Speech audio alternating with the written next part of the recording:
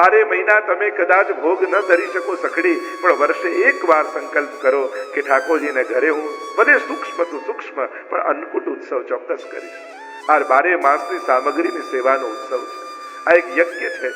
આપણે ત્યાં તો પ્રભુને આરોગાવવું એ જ સૌથી મોટો યજ્ઞ કયો છે. અને ગામ ગિરિરાજ બાવાએ અન્નકૂટ ઉત્સવને ગ્રહણ કર્યું છે. ગિરિરાજ બાવાના મહાત્મ્યને ઠાકોરજીએ વધાર્યું છે. એમના પૂજનનો ક્રમ સ્થાપિત કર્યો છે. અને જ્યાં ઇન્દ્રને સમાચાર મળ્યા વ્રજવાસીઓએ મારું અપમાન કર્યું છે, મારો યજ્ઞ બંધ કરી નવો કોઈ ગોવર્ધન યાગ શરૂ કર્યો છે. આવ્યો ક્રોધ સંવર્તક નામના મેઘોને મોકલ્યા. પ્રલય કાળમાં જે વર્ષા કરે વર્ષા કરવા લાગ્યા. વ્રજવાસીઓ ગભરાયા, ઠાકોરજીના શરણે આવ્યા છે. વિનંતી કરી પૂછ્યું છે કે પ્રભુ, આ ઇન્દ્ર કોપાયમાન થયા, આપ અમારી રક્ષા કરો. ઠાકોરજીએ કહ્યું, જેનો યજ્ઞ કર્યો, જેનો ઉત્સવ કર્યો એ ગિરિરાજ બાવા આપણી રક્ષા કરશે. ગિરિરાજજીના શરણે આવ્યા. ટચલી આંગળીમાં ગિરિરાજજીને ધારણ કર્યા. 7 દિવસ સુધી ગિરિરાજજીને ધારણ કરી રાખ્યા. વ્રજવાસીઓના પોતાના શરણે બોલાવ્યા. 7 પ્રકારના અન્યાશ્રયો વ્રજવાસીઓને હતા અને 7 દિવસમાં ઠાકોરજીએ બધાએ છોડાવી દીધા.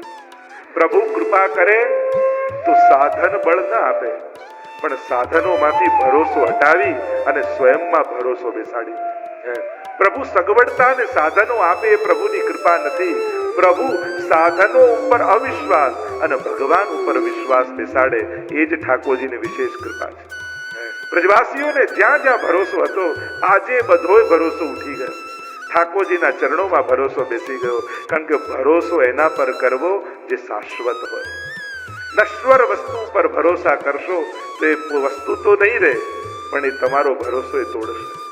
અને એટલા માટે અલ્પાશ્રયો ન કર્તવ્ય, કર્તવ્યો મહદાશ્રય. મહાપ્રભુજી કહે, અલ્પનો આશ્રય નહીં કરવો, મહદનો આશ્રય કરવો. હા, ઘણી વસ્તુનો સાથ લેવાય, ઘણોના ઉપયોગ કરાય, પણ આશ્રય તો કેવલ ને કેવલ પરમાત્માનો જ કરાય. દરેક વ્યક્તિ કે વસ્તુ જેણે જેણે આપણને સાથ આપી, માનું ઠાકોરજીની કૃપાથી એ મારી સાથે છે. બાકી ભેગું કરેલું જરૂર હોય ત્યારે કામમાં આવશે એવા ભરોસે ન રહેતા. વસ્તુઓ ઘણી હોય, આપણું ગ્રુપ બહુ મોટું, અમારે તો બહુ મોટું મિત્ર વર્તુળ, અમારે તો બહુ મોટું ફ્રેન્ડ સર્કલ, પણ જો કોરોના થાય ને તો આપણે જ મેસેજ કરવા પડે કે હમણાં મારા ઘરે આવતા નહીં, હમણાં મારી પાસે આવતા નહીં. ક્યાંક આપણા સ્વજનોને આપણે દૂર કરવા પડે.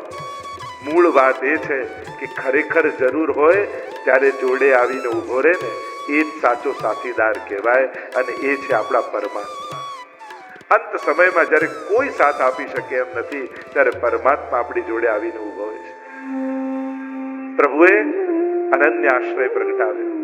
સાધનો જતા રહ્યા, સાધનો છૂટી ગયા, પ્રભુ પર સંપૂર્ણ વિશ્વાસ બેસી ગયો. આજ તો ગોવર્ધન યાગ છે. ઠાકોરજીના આંગળી ઉપર જાણ માનો ગોવર્ધન નૃત્ય કરે, જાણે ઠાકોરજી ના ટચલી આંગળી પર ગિરિરાજ બાવા નાચી રહ્યા છે. પ્રભુ જાણે ભક્ત પર ભક્તનો જાણે વિશ્વાસ પ્રગટાવી રહ્યા છે, ભક્તનો યશ ફેલાવી રહ્યા છે. કહે છે કે આવા ભગવતીની શરણમાં રહેશો તો જીવનમાં ગમે તેવા સંકટ અને વિપત્તિ આવશે, પણ ભક્તનો આશ્રય હશે તો બધેથી તરી જશો. એમ ગિરિરાજ બાવાને પોતાની ટચલી આંગળી પર ધારણ કરાવી અને ભક્તોને વિશ્વાસ બેસાડ્યો છે. 7 પ્રકારના ન્યાસયો ગયા. ઇન્દ્ર દંડવત કરતા કરતા આવ્યા. માનનો ભંગ થઈ ગયો. સમજાઈ ગયું કે આ વ્યક્તિ નથી પણ પરમાત્મા છે. કહેવાય છે કે પહેલી દંડવતની પરિક્રમા ઇન્દ્રએ કરી. દંડવત કરતા કરતા ઠાકોરજીના શરણે આવ્યા, ક્ષમા માંગી અને ઠાકોરજીએ કહ્યું કે તમે પરીક્ષા ભલે કરી પણ એક કામ બહુ સારું કર્યું. મારાથી દૂર ગયેલા ભક્તોને મારા શરણમાં લાવી દીધા. અને મારા શરણમાં લાવવા માટે જે કોઈ પણ નિમિત્ત બને ને એના પર પણ હું કૃપા કરું છું.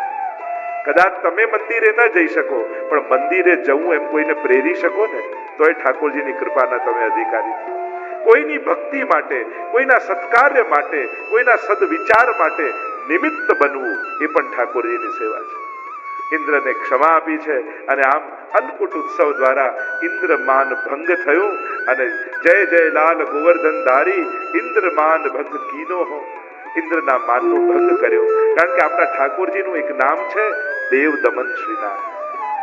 જેટલા દેવોને ઠાકોરજીએ દેવતા પદ આપ્યું અને પદ મળ્યું એટલે એમ થયું કે અમે ભગવાન છીએ, આ સૃષ્ટિને તો અમે ચલાવીએ છીએ. અને ત્યારે પરમાત્માએ દેવોનું દમન કરી અને એમને યાદ અપાવ્યું કે આ પદ પણ મારું આપેલું છે. તમે ઈશ્વર નથી, તમને જે સામર્થ્ય અને સત્તા મળી એટલું જ તમે કરી શકો એમ છો.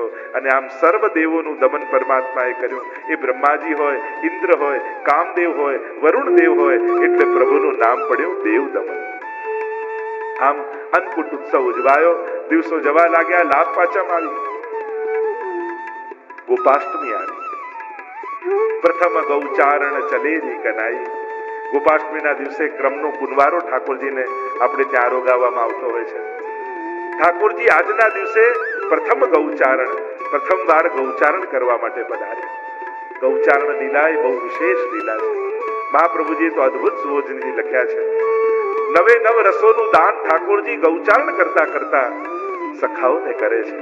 એવી સુંદર સુબોધનિધિમાં વર્ણન કર્યું છે. મહાપ્રભુજી કહે કે આ તો ગુરુ રૂપ ઠાકોરજી બન્યા, કારણ કે આ ગો એ બીજું કોઈ ગાય નથી, આ તો ભક્તોની ઇન્દ્રિયો છે. જ્યાં સંસાર રૂપી વનમાં ભટકતી હોય અને ઠાકોરજી એને વાળીને નંદાલય તરફ લઈ જાય છે, તો પ્રભુ નહીં પણ આજે ગુરુ બન્યા છે. કારણ કે ભક્તોની પણ ઇન્દ્રિયો સંસાર વનમાં ભટકતી હોય અને ગુરુ જ્ઞાનની લાકડીથી એને વાળી અને ઠાકોરજીના ધામ તરફ લઈ જાય, એ જ તો ગુરુનું કર્તવ્ય છે. તો પ્રભુમાંથી ગુરુ બની તે પદ ક્યારે દેખશું જે ગોધન ઉઠે દાયજી. આપણા વલ્લભાખ્યાનમાં ગોપાલદાસજી પણ કહે, પૂછ્યું કોઈએ કે તમને ઠાકોરજીના ચરણોમાં આસક્તિ છે, પણ તમને કયા ચરણમાં આસક્તિ? એ રાસમાં નાચતા પ્રભુના, એ કાલિય નાગના મસ્તક પર તાંડવ કરતા પ્રભુના ચરણારવિંદના, એ નંદાલયના આંગણામાં ડોલતા ચરણોમાં કયા ચરણ તમને ગમે? લક્ષ્મીજી જે ચરણની સેવા કરે એ ચરણમાં? ત્યારે ગોપાલદાસજી કહે, આ બધામાંથી એકે નહીં, મને તો ગાયોની પાછળ પાછળ જે ઠાકોરજીના ચરણ જાય એ ચરણમાં આસક્તિ. તે પદ ક્યારે દેખશું જે ગોધન પૂઠે જાય, જે ગાયોની પાછળ જાય. ગોપાષ્ટમીનો દિવસ ગયો, અક્ષય નવમી આવી, અને હવે તો એકાદશી આવી, જેને પ્રબોધિની એકાદશી કહીએ છીએ, જેને દેવ દિવાળી કહીએ છીએ. ચાતુર્માસનો વિરામ થયો. દેવ ઉઠની શયન એકાદશી જેને કહેવાય, કારણ કે 4 માસ પછી હવે દેવતા જાગશે. આજથી શુભ કાર્યોની શરૂઆત થશે, અને એટલા માટે શેરડીનો મંડપ બાંધવામાં આવે, સુંદર ચોક ભરવામાં આવે, આપણે ત્યાં ઠાકોરજીનો મંડપ ભરવામાં આવે. દેવ દિવાળીના સમયે ચારે બાજુ દીવા પધરાવવામાં આવે, છાબમાં બેંગન ભાજી આદિ પધરાવવામાં આવે, અને હવે ઠાકોરજીનું સિંહાસન 3 વાર ઉત્તિષ્ઠત ઉત્તિષ્ઠત કહી અને દેવતાને જગાવવામાં આવે. આજથી શુભ કાર્યોનો પ્રારંભ થાય. એ દેવ દિવાળીનો દિવસ, જેને આપણે તુલસી વિવાહનો દિવસ કહીએ છીએ. પ્રભુના ચરિત્રમાં અનેક પ્રકારના વિવાહોની કથા છે, અને ઘણીવાર એનો ભેદ આપણને ખબર નથી હોતો. ભાગવત સપ્તાહમાં તમે જે વિવાહ ઉજવો છો એને કહેવાય રૂક્ષ્મણી વિવાહ. વ્રજની લીલાઓમાં, સંકેતવન આદિ લીલાઓમાં તમે જ્યારે વ્રજયાત્રા કરવા જાઓ અને વ્રજવાસીઓને રાસલીલા કરતા જુઓ, તે રાસલીલામાં રાધાજી સાથેના વિવાહની કથા આવે છે. અને ત્રીજો વિવાહ છે આ તુલસી વિવાહ.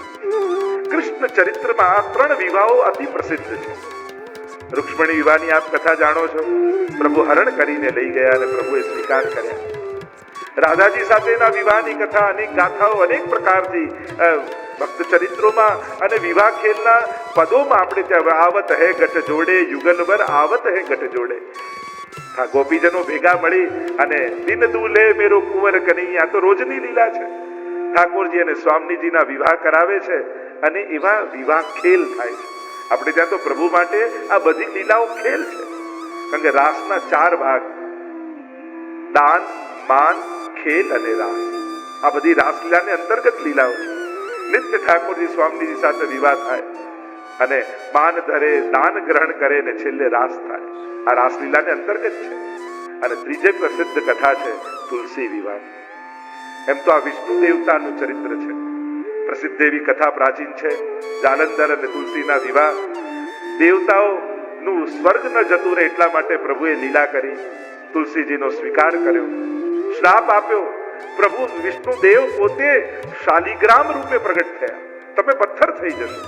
આજે પણ ગંડકી નદી અને ત્યાં જે મળતા એ પાવન પાષાણ, જેને શાલિગ્રામજી કહીએ છીએ, એ મૂર્તિમંત વિષ્ણુનું સ્વરૂપ છે. અને એટલા માટે શાલિગ્રામજીને પણ પુષ્ટાવાની જરૂર ન હોય, એ સાક્ષાત વિષ્ણુ રૂપ છે. અને એવી કથા કહેવામાં આવે છે. સંક્ષિપ્તમાં જો કહું તો જ્યારે જ્યારે એકાદશીના દિવસે અને પણ આજના દિવસે પ્રબોધિનીના દિવસે શાલિગ્રામજી ઉપર જો તુલસીજી પધરાવવામાં આવે તો એ જીવની સર્વ મનોકામનાઓ પૂર્ણ થતી હોય છે. ભગવાન વિષ્ણુ એને પતિ રૂપે, એના નાથ રૂપે, એના સ્વામી રૂપે એને પ્રાપ્ત થતા હોય છે. અને આપણે ત્યાં વિવાહના પ્રસંગોમાં આપણે જોઈએ તો એ આખો જે ક્રમ, હવેલીનો જે ક્રમ છે, અને ઠાકોરજી બિરાજમાન થાય ત્યાં શાલિગ્રામજીને પંચામૃત આદિ કરવામાં આવે અને એ દિવસથી શીતકાલનો પ્રારંભ માનવામાં આવે. પ્રબોધિનીના દિવસથી શીતકાલની શરૂઆત થાય. ઠાકોરજીની સામે અંગીઠી ધરવામાં આવે, ઠાકોરજીને ગદ્દલ અને ફરગુલ તપાવીને ધરવામાં આવે અને શીતકાલની શરૂઆત માનવામાં આવે.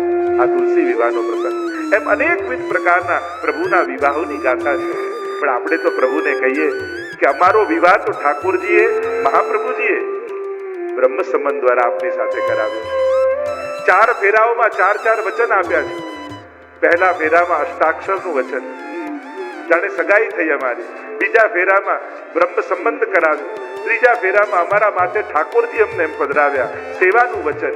અને ચોથામાં આપની કૃપાનું વચન કે તું જીવ મારો થયો છું, તને તો હું મારા ધામમાં લઈ જઈશ. આવો આપણે પણ પ્રભુને વિનંતી કરીએ કે અમારો પણ મનોરથ એ છે.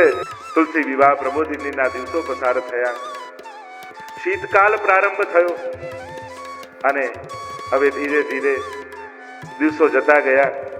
પુષ્ટિમાર્ગીય સેવા ક્રમમાં ગોકુલનાથજીનો ઉત્સવ આવ્યો.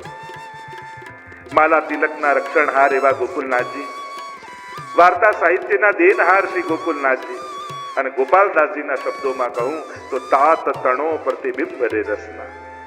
સાક્ષાત જાણે ગુસાઈજી પાછા પધાર્યા હોય, શ્રી મહાપ્રભુજી પોતે પધાર્યા હોય એવા શ્રી ગોકુલનાથજી. ગોકુલનાથજીના ચરણોમાં વંદન કરીએ. ગોકુલનાથજીનો ઉત્સવ ગયો અને ગોકુલનાથજીના ઉત્સવના દિવસે તો ચારે બાજુ ગોકુલ જાઓ તો ગોકુલનાથના ધ્વનિ ગૂંજતા હોય. ગોકુલનાથજીને વંદન કરીએ. સેવાક્રમ આગળ ચાલે અને હવે તો ગુસાઈજીના ઉત્સવની વધાઈઓ થઈ રહી છે. સુંદર ગુસાઈજીની વધાઈ બેસી અને નોમ આવી. આ પોષ મધ્યાને નવમે શ્રીનાથજી અક્કાજી ઉર ઉપન્યો આનંદ રે. શ્રી ગુસાઈજી પ્રગટ થવાનો દિવસ આવ્યો, નોમનો એ પાવન દિવસ આવ્યો. શ્રીમદ વલ્લભ કે ઘર પ્રભુ જો फिर अवतार न धरते हो, हम सरीखे मूड पतित जन કહો कैसे विस्तरते हो. ફરી જો ગુસાઈજી પ્રગટ ન થયા હોત તો આપણા જેવા જીવોનું શું થાય. રાગ ભોગ અને શૃંગારનો એવો સુંદર સેવાક્રમ આપણને આપ્યો. ચરનાટમાં મહાપ્રભુજી આવીને બિરાજમાન થયા છે. જ્યારે પાંડુરંગ વિઠ્ઠલનાથ વિઠ્ઠોબાજીને ત્યાં પધાર્યા અને ત્યારે મહાપ્રભુજી પાસે એક વચન વિઠ્ઠોબાજીએ માંગ્યું. વચન નિશ્ચય શ્રીનાથે માંગ્યું, કીધી શ્રી વલ્લભજી શું વાત, અમને તો ઈચ્છા એ છે જે હું નંદન તમે તાર. કહ્યું, હે શ્રી વલ્લભ, મારા મનમાં એક મનોરથ છે ને આપ મારા મનોરથને પૂર્ણ કરો. મહાપ્રભુજીએ કહ્યું, પ્રભુ આપ આજ્ઞા કરો. અને ત્યારે વિઠ્ઠોબાજીએ કહ્યું કે આપ ગ્રહસ્થાશ્રમ ગ્રહણ કરો, કારણ મારે આપના ઘરે બાળક બનીને પધારવું. વચન આપ્યું અને અહીંયા મહાપ્રભુજી ગ્રહસ્થાશ્રમ ધારણ કર્યો. પ્રથમ લાલજી થયા શ્રી ગોપીનાથજી અને હવે પ્રભુને ગુસાઈજી રૂપે પધારવું છે. ચરણાટમાં જઈને મહાપ્રભુજી બિરાજ્યા છે. અકાજી પલ્લું ઝુલાવે છે. કિલક કિલક કિલક નવનીત લાલ હસે છે. પૂછ્યું મહાપ્રભુજીને કે ઠાકોરજી કેમ મારી સામે જોઈને હસી રહ્યા છે.